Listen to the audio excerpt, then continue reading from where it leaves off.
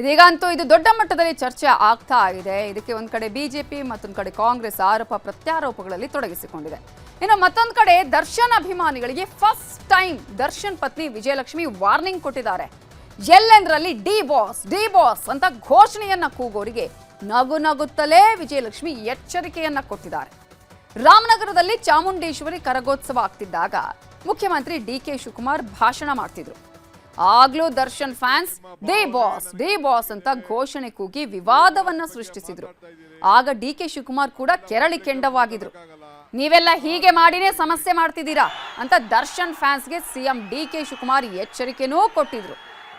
ಇದೀಗ ವಿಜಯಲಕ್ಷ್ಮಿ ದರ್ಶನ್ ಕೂಡ D boss ಅಭಿಮಾನಿಗಳಿಗೆ ನಗು ನಗುತ್ತಲೇ ಎಚ್ಚರಿಕೆ ಕೊಟ್ಟಿದ್ದಾರೆ.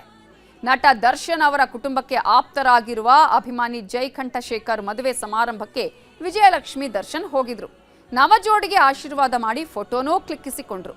ಮದುವೆ ಮನೆಯಲ್ಲೂ ದರ್ಶನ್ ಅವರ ಅಭಿಮಾನಿಗಳು ಡಿ ಬಾಸ್ಗೆ ಜೈ ಎಂದು ಕೂಗುತ್ತಾ ಜೈಕಾರ ಹಾಕ್ತಾ ಇದ್ರು. ಆಗ ವಿಜಯಲಕ್ಷ್ಮಿ, ಇದು ಮದುವೆ ಮನೆ, ಇಲ್ಲಿಯೂ ಬೇಕಾ ಅಂತ ನಗ್ತಾನೆ ಸುಮ್ನಿರಿ ಅಂದ್ರು. ಆದ್ರೂ ದರ್ಶನ್ ಅಭಿಮಾನಿಗಳು ಸುಮ್ನಾಗ್ಲಿಲ್ಲ. ಆಗ ವಿಜಯಲಕ್ಷ್ಮಿ, ಇದೇ ತೊಂದರೆ ಆಗ್ತಾ ಇರೋದು, ಸಾಕು ನಿಲ್ಸಿ ಅಂತ ಎಚ್ಚರಿಕೆ ಕೊಟ್ರು.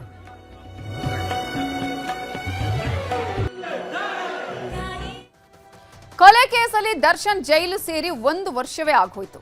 ಹೀಗಾಗಿ ಯಾವಾಗ ಹೊರಬರ್ತಾರೆ ಅಂತ ಅಭಿಮಾನಿಗಳು ಕಾದು ಕೂತಿದ್ದಾರೆ.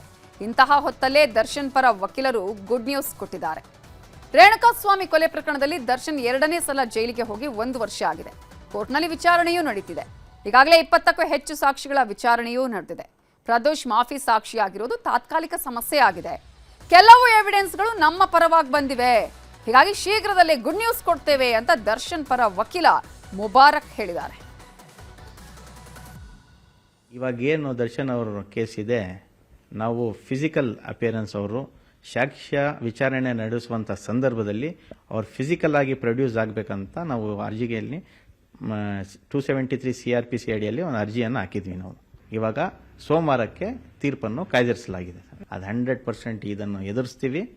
ಯಾರು ಸಹ ಏನು ಅವರ ಅಭಿಮಾನಿಗಳಿದ್ದಾರೆ, ಅವ್ರ ಬಂಧುಗಳಿದ್ದಾರೆ, ಯಾರು ಅವರನ್ನು ಪ್ರೀತಿಸ್ತಾ ಇದ್ದಾರೆ, ಯಾರು ಸಹ ಹೆದರುವಂತಹ ಅವಶ್ಯಕತೆ ಇಲ್ಲ. ಟ್ರಯಲ್ ಬಹಳ ಚೆನ್ನಾಗಿ ನಡೀತಾ ಇದೆ.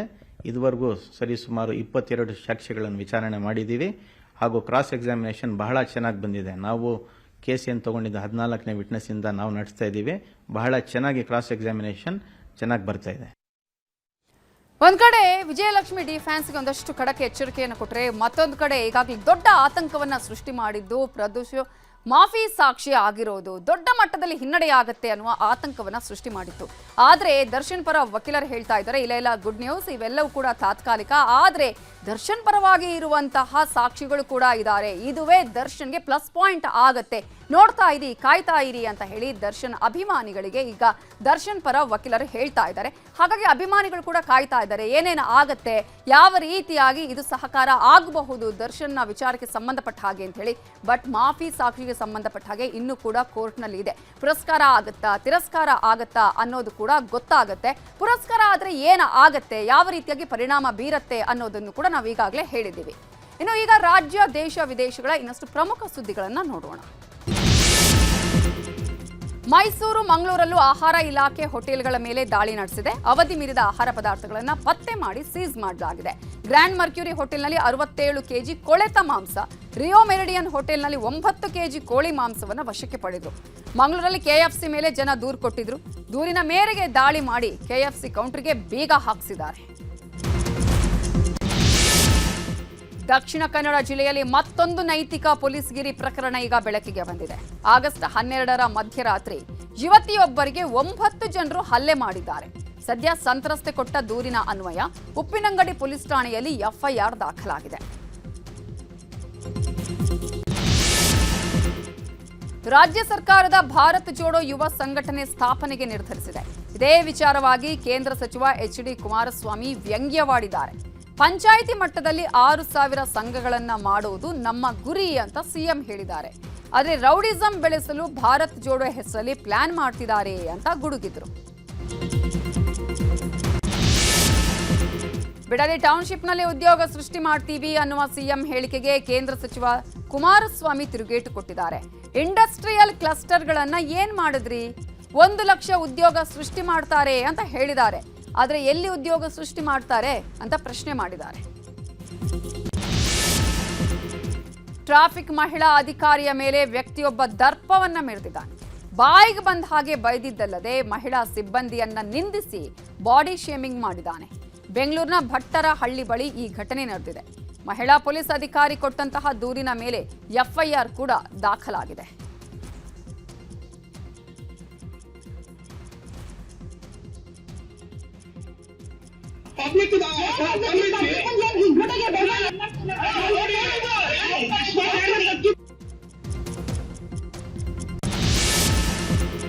ಹಣ ಹೂಡಿಕೆ ಮಾಡಿದ್ರೆ ಅಧಿಕ ಬಡ್ಡಿ ನೀಡುವ ಆಮಿಷವೊಡ್ಡಿ ಯುವಕನೊಬ್ಬನಿಗೆ 57 ಲಕ್ಷ ರೂಪಾಯಿ ವಂಚನೆ ಮಾಡಲಾಗಿದೆ. ದಾವಣಗೆರೆ ಜಿಲ್ಲೆ ಜಗಳೂರು ತಾಲೂಕಿನ ಗೌರಿಪುರ ಗ್ರಾಮದಲ್ಲಿ ಘಟನೆ ನಡೆದಿದೆ. ಹೆಚ್ಚಿನ ಹಣದ ಆಮಿಷ ತೋರಿಸಿದ್ದ ವಂಚಕರು ಹಂತ ಹಂತವಾಗಿ ವಂಚನೆಯನ್ನ ಮಾಡಿದ್ದಾರೆ. ಪ್ರಧಾನಿ ನರೇಂದ್ರ ಮೋದಿ ನೇತೃತ್ವದ ಎನ್ಡಿಎ ಸರ್ಕಾರದಲ್ಲಿ ಸಂಪುಟ ಪುನಾರಚನೆಯಾಗುವ ಸುಳಿವು ಸಿಕ್ಕಿದೆ. ಯುವ ಸಮೂಹಕ್ಕೆ ಮಂತ್ರಿ ಸ್ಥಾನ ಹಂಚಿಕೆ ಬಗ್ಗೆ ನಾಳೆ ಮೋದಿ ಸರ್ಕಾರದಲ್ಲಿ ತೀರ್ಮಾನ ಆಗಬಹುದು.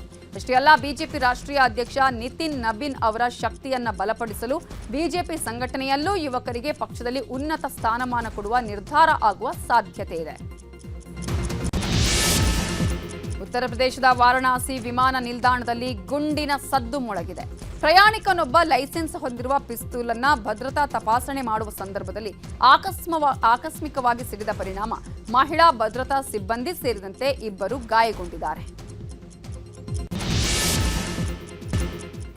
ಎಸ್ಡಿಎಂ ಚಾಲಕನಿಗೆ ಪೊಲೀಸ್ ಕಾನ್ಸ್ಟೇಬಲ್ ಕಾಲು ಒತ್ತುತ್ತಾ ಇರುವ ವಿಡಿಯೋ ಎಲ್ಲಾ ಕಡೆ ವೈರಲ್ ಆಗಿದೆ. ಉತ್ತರ ಪ್ರದೇಶದ ಕಾನ್ಪುರದಲ್ಲಿ ಎಸ್ಡಿಎಂ ಚಾಲಕ ಮನೋಜ್ ಕುಮಾರ್ ಕಾಲನ್ನ ಸಮವಸ್ತ್ರದಲ್ಲಿರುವ ಯುಪಿ ಪೊಲೀಸ್ ಕಾನ್ಸ್ಟೇಬಲ್ ರಜತ್ ಒತ್ತಿ ಮಸಾಜ್ ಮಾಡಿದ್ದು ಇದೀಗ ಚರ್ಚೆಗೆ ಗ್ರಾಸವಾಗಿದೆ.